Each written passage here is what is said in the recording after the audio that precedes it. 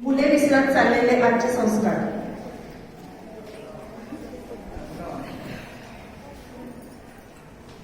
माझं नाव प्रसाद उमेश खेडकर. बंद आहे.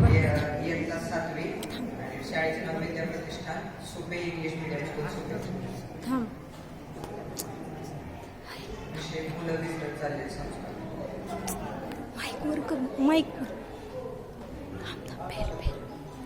शूर आम्ही सरदार आम्हाला काय गुणाची भीती, देव देश अन धर्मापायी प्राण घेतलं हाती. असं देशभक्तीचा आणि राष्ट्रभक्तीचा वारसा साकारणाऱ्या या देशाची युवा पिढी जेव्हा झिंग झिगाट म्हणत सैराट होते, मैदानावरील खेळांपेक्षा, ग्रंथालयातील पुस्तकांपेक्षा, कुटुंबातील संस्कारांपेक्षा आणि व्यक्तिमत्वाच्या जडणघडणीपेक्षा सकाळी उठल्यापासून ते रात्री झोपेपर्यंत chatting, messaging, video calling, selfie catching या मोबाईलच्या मोजाला उरफटून जाते. व्यायामाचे संस्कार करण्यापेक्षा व्यसनाधीनतेच्या आहारी जाऊन आयुष्याचे वाटोळे करून घेते.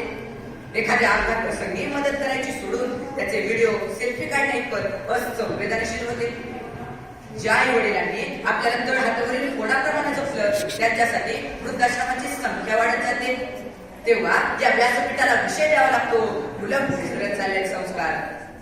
नमस्कार, मी प्रसाद उमेश खेडकर, इयत्ता 7वीचा विद्यार्थी. आयोजकांनी निवडलेला अर्थातच आजच्या काळातील भयानक वास्तव दाखवणारा विषय सादर करतो, मुलं विसरत चालले संस्कार. मित्रांनो, 21वे शतक समाजासाठी काय घेऊन येणार आहे याची उत्कंठा शिगेला पोहोचलेली असताना आज आपण असंख्य अनपेक्षित गोष्टी आपल्या सभोवताली घडताना पाहत आहोत. अहो, काही दिवसांपूर्वी सोशल मीडियावर कोल्हापूरच्या हॉस्टेलचा एक व्हिडिओ व्हायरल झाला. हा व्हिडिओ पाहून अनेकांच्या काळजात जर झालं, कारण शाळेतील थोडी मोठी मुलं त्यांच्यापेक्षा लहान मुलांना अमानवी पद्धतीने मारत होती. लाथा, बुक्के, पट्टा, बॅटनं गुंडासारखं मारताना त्यांच्या मनात जराही दया माय नव्हती. ऑगस्ट 2025 मध्ये एका शाळेतील 8वीच्या विद्यार्थ्याने 10वीच्या विद्यार्थ्याचा चाकूमारा खून केला. मे महिन्यात कर्नाटकमध्ये 13 वर्षीय मुलाने चिप्सच्या वादातून 15 वर्षीय मित्राला चाकू मारून ठार केला. गेल्या वर्षी पुण्यात घडलेली पोर्शुगार घटना सर्वांच्या लक्षात असेलच. या सर्व घटना पाहिल्या की असं वाटतं, सत्यम शिवम सुंदरम असा सांस्कृतिक वारसा असलेल्या या देशाची युवा पिढी नक्की कोणत्या दिशेने चालली? कुठेतरी आपले संस्कार आणि नैतिक मूल्यांचे मुलांना दिलेलं बाळकडू कमी पडते की काय, असाही प्रश्न पडतोय. बर, या सर्व गोष्टी चूक फक्त मुलांचीच आहे का? असं नाही. संस्कारो आकार वर्तते या वाक्यानुसार मुळात संस्कार हे शब्दातून शिकवायचे नसतात, तर ते आचरणातून घडवायचे असतात. आणि त्यासाठी मुलांचे आई वडील, पालक, शिक्षक यांची जबाबदारी जास्त असते.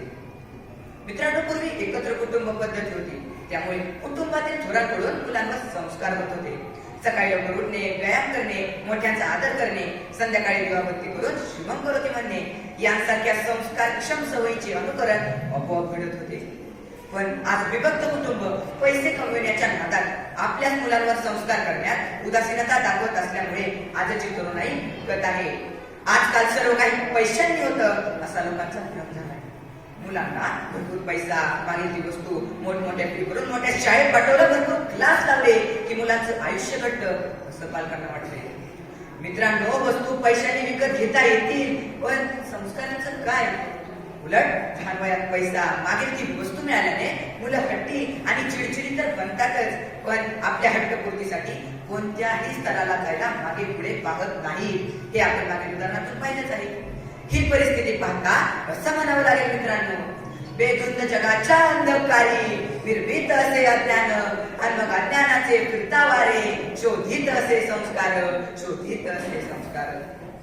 मित्रांनो, असं म्हटलं जातं की संस्कारांच्या मजबूत पायावरच युगपुरुष घडतात. शिवाजी महाराज, संभाजीराजे, तानाजी, बाजी असे अनेक कीर्तिवंत पुरुष संस्कारांच्या भक्कम पायावरच स्वराज्य उभे करू शकले.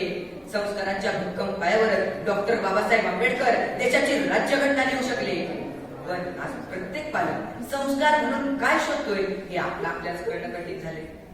आपके संस्कार बताते हैं कि आपकी परवरिश कैसी है, और आपकी परवरिश बताती है कि आपका परिवार कैसा है.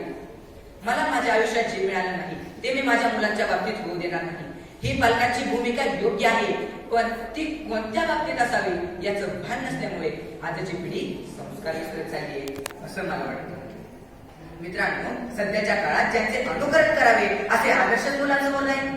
आणि जे काही बोटावर नाही आहे ते भपके पाच सोशल मीडियामुळे मुलांपर्यंत पोहोचतच नाही.